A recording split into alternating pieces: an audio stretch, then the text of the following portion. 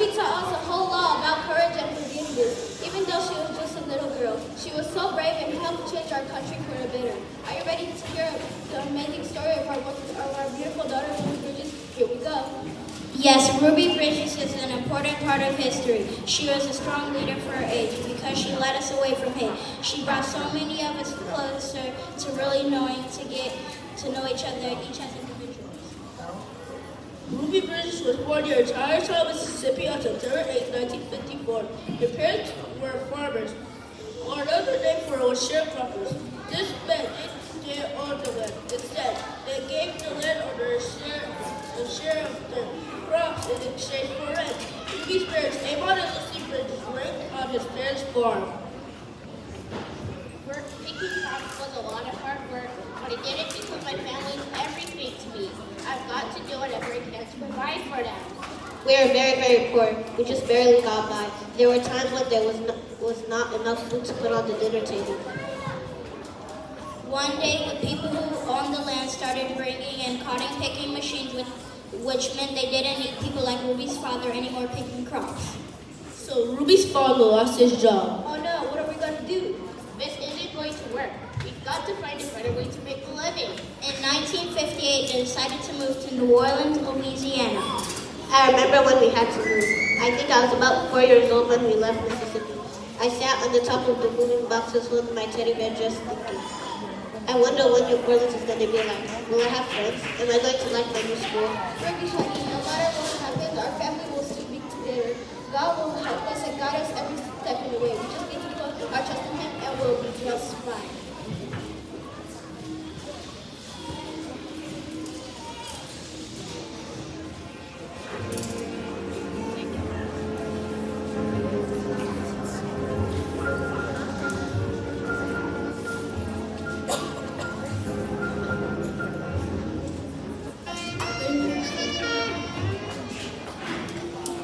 When Ruby's family got to New Orleans, they found a place to live in the Ninth Ward, which was a poor section of New Orleans.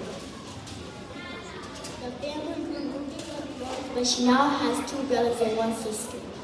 Hey family, I've got some great news I can't wait to share with you all. I just found a way to make a living. I got a new job as a gas station attendant. That's wonderful. I'm going to help out too. I got a job scrubbing floors in the bay, but don't worry, I'll take care of the children during the day. Then after I take them into bed, I'll go to work. I slept in the same bed with my brothers and sister. I remember my mother always tucking us into bed every night. She would hug me and give me a little kiss on the cheek. Church was very important for Ruby's family. Every Sunday, my family and I went to church. Missing church was not an option. I want our children to know that God is here, because He is.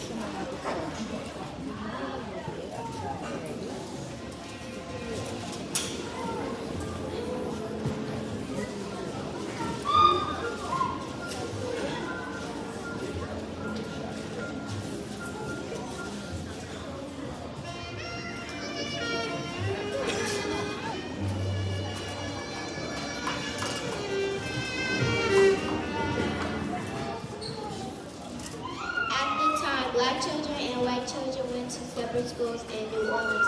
The black children were not able to receive the same education as the white children.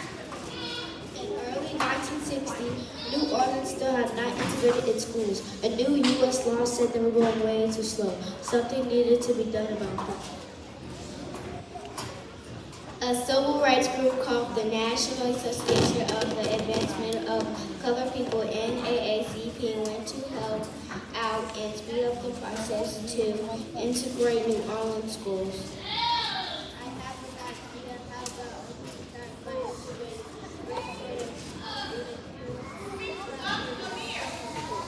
But with African American children, let's do a test to see who should go. We can start with a few dozen of black kindergarten. If they pass the test, they can go to white schools.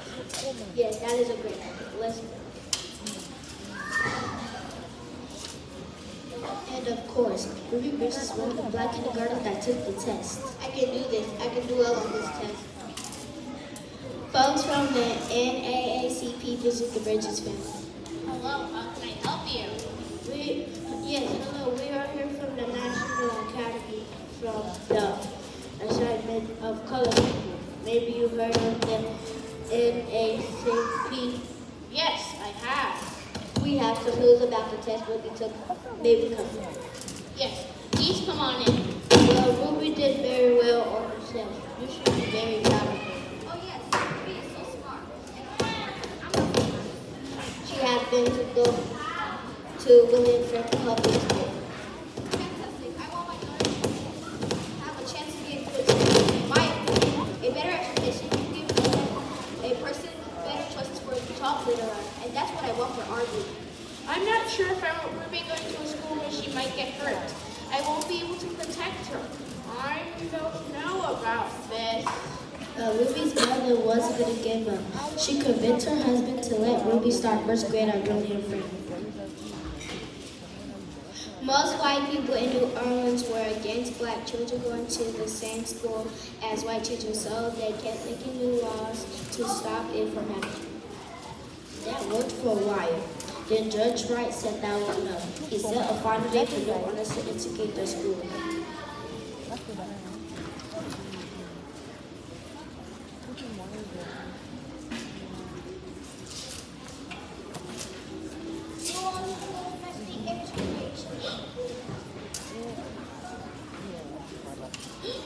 No more waiting. I order you 4 black girls to go to white elementary schools. You girls will be sent to make them at 19. And what about me, sir? You'll be going to William Class Elementary School. Ruby, we are so proud that you're chosen for this. God has a big plan for you, and you are so smart. You will do good at work. All your friends, I can feel it.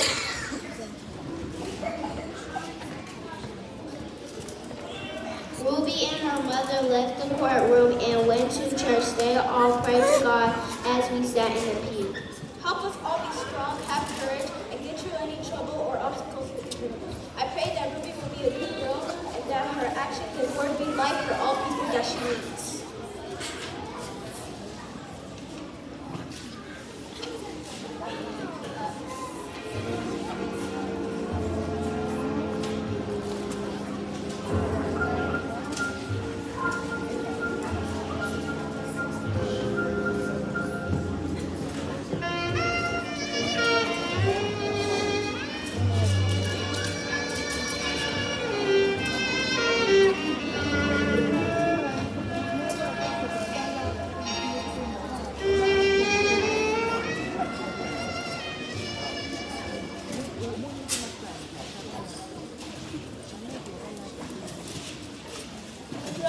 To make sure Ruby and the other girls would not get hurt. So he asked that all 3 girls be protected to and from school each day.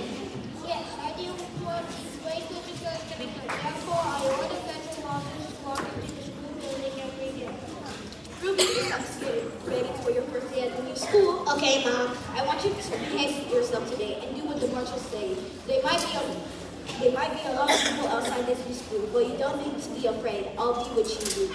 Hello, I'm from the U.S. Federal Marshal Department. I'm here to take you and Ruby to William Frank Elementary School. Are you ready? Yes, sir, we are. Ruby, honey, come on. It's time to go to the new school. The U.S. Federal Marshal, Ruby's mother and Ruby went to the car. The marshals drove them to William Frank Elementary. On Ruby's first day at the new school, a large crowd of angry white people gathered outside. The people carried signs that said they didn't want black children in the white school. People shouted at Ruby and her mother. Some people called Ruby names, and some even wanted to hurt her. The city and the state police did not do anything to help Ruby. White parents came to the school to take their children out. By the end of the school day, there were only a few white children.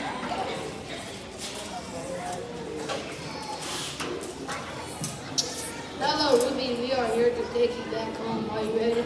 Oh, yes, sir. I want to go home.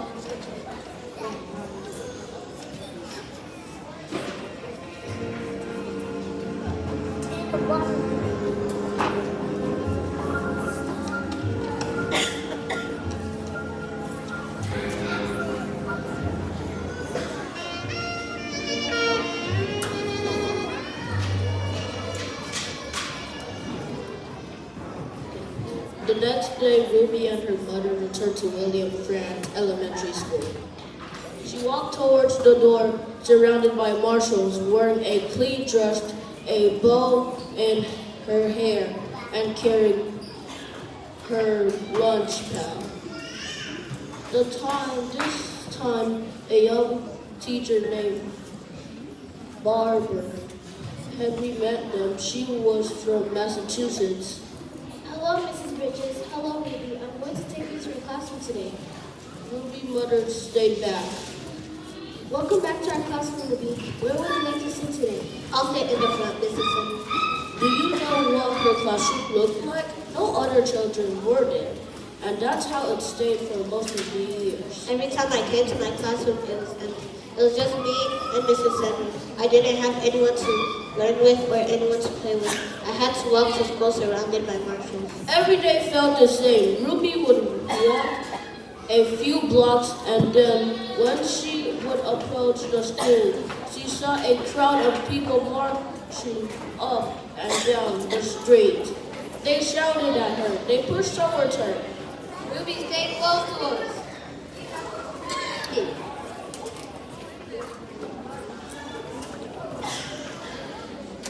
You are so brave, you never cry. You just keep marching along like a little soldier.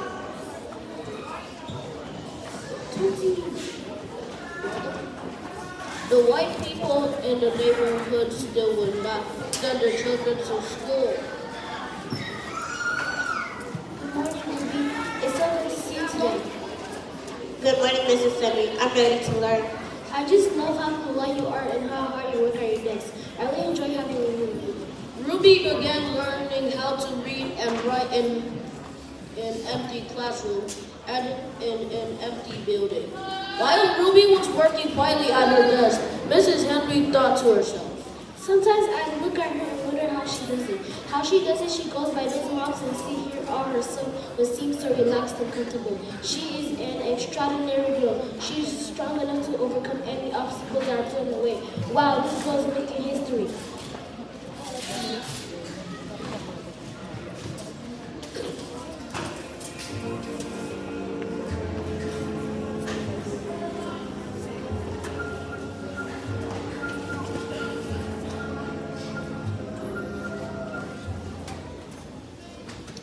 One morning, something happened. Ruby did something she never done.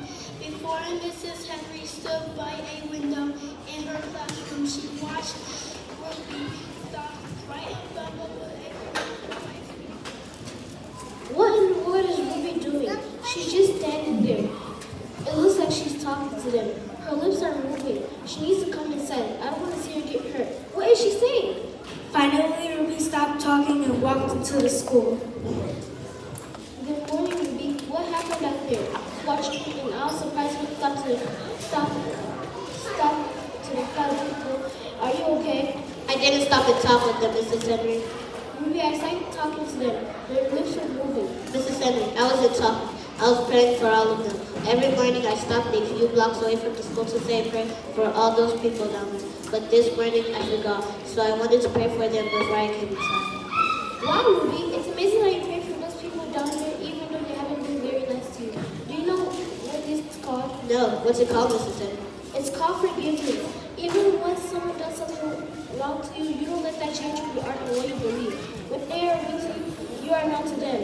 When they call you names, you don't call them names either. Instead, you keep being the little girl and basically the girl you are, and remember what your parents have taught you, and you'll be just fine with it.